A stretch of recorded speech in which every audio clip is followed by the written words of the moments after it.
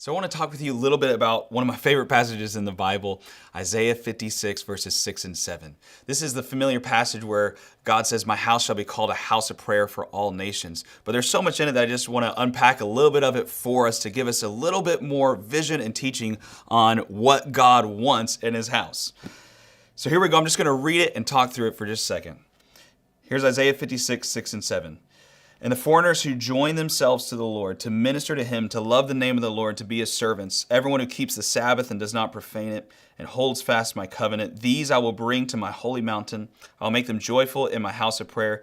Their burnt offerings and their sacrifices will be accepted on my altar, for my house shall be called a house of prayer for all peoples." I'm going to jump back to verse 6 and talk a little bit about this. Verse 6, "And the foreigners who join themselves to the Lord." I don't know about you. I am not Jewish, but maybe you are a completed Jew or a Messianic Jew. But when it says the foreigners, it means those who are outside the Jewish. God always wanted people to jump in with this. It was never just about one people, but it was about all people coming to him. So the foreigners who join themselves to the Lord, if you've joined yourself to the Lord, this is actually our call as a people. And I love this phrase, to minister to him. To minister to him.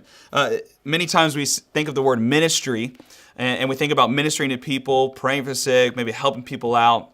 But the word ministry in the Bible is majority used when we're talking about ministry actually to the Lord. And ministry in the Bible has this connotation of waiting on tables or serving somebody, just saying, what would you like? How can I serve you? How can I help you? And I love this phrase because this phrase, ministering to the Lord, has marked us as a people. And it's such an incredible phrase. When I come to the house of God, I'm not first and foremost thinking about how can I minister to people. I'm thinking about how can I minister to the Lord, because he's joined us together to him first and foremost to minister to him. What would you like, Lord? How can we bless you as a people, as your bride or as your children? How can we bless you today as a people? So the foreigners who join themselves to the Lord to minister to him. So that's our first call, to love the name of the Lord. This is incredible because in this TWI model that we're going to talk about, the main point of it all is revolving around the character of God, the names of God. And so it's almost like he's been teaching us without us knowing it with this silly model. But we come to minister to him, to bless him. What's on your heart, God? And usually what's on his heart is who he is. Because who he is the answer to the world's problems. And so we come together to minister to him as a people, to love his name, to love who he is, and to be his servants. So out of that place, we're coming in, we're ministering to him, we're loving in his name, and to be his servants, not just in his house, but out of the house. So we come in to minister to him, we go out to be his servants to each other and to a lost and broken world. Everyone who keeps the Sabbath and does not profane it, and who holds fast my covenant. I love that. We want to be people who hold fast to his covenant. Paul would say, I betroth you to one husband. I'm jealous for you. I'm jealous for you. And I'd say to the screen, to you on the other side of the screen, I'm jealous for you to be a pure bride before the Lord, for your community to be a pure bride before the Lord, to have a pure devotion to him, as Paul said, to hold fast to your covenant, that we would not lose our first love at all times. These, I love that phrase, these, who? Those who are in verse 6. These I will bring to my holy mountain. I think about Psalm 24 when I think about the holy mountain, those who ascend the hill of the Lord. Let's ascend the hill of the Lord together and make them joyful in my house of prayer. I can't think of the amount of people that sometimes think, okay, prayer is just a routine thing. It's a duty.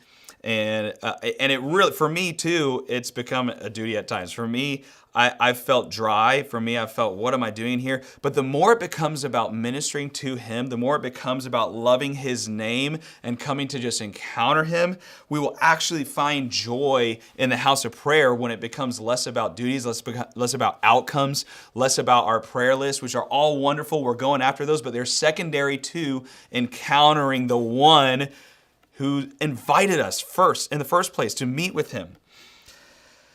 That is where we'll find joy in the house of prayer. Their burnt offerings and their sacrifices will be accepted on my altar, for my house shall be called a house of prayer for all peoples. I love this because if Jesus had a church in this day and age, he'd probably call it something like a house of prayer for all nations, or a house of prayer for all peoples, because it says it here, my house shall be called a house of prayer for all peoples. And I'm not saying that you have to call your church or your ministry a house of prayer or whatever. But what I'm saying is, what did he call it? What identity did he give it?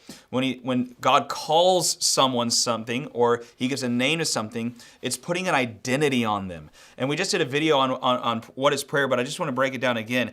A house of prayer for all peoples, as it says in ESV or in the NASB, for all nations, is a missional family relating to God together.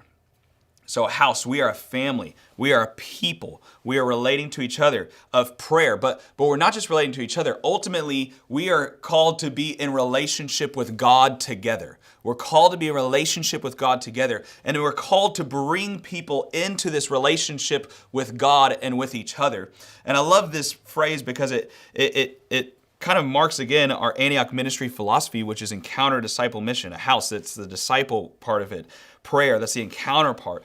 For all peoples, that's the mission part.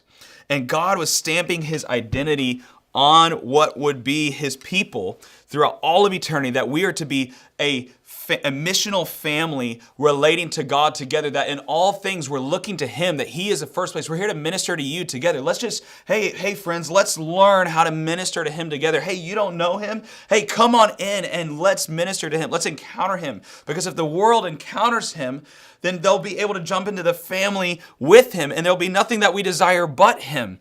So this is what it means to be a house of prayer for all nations, as it says in Isaiah 56, 6 and 7.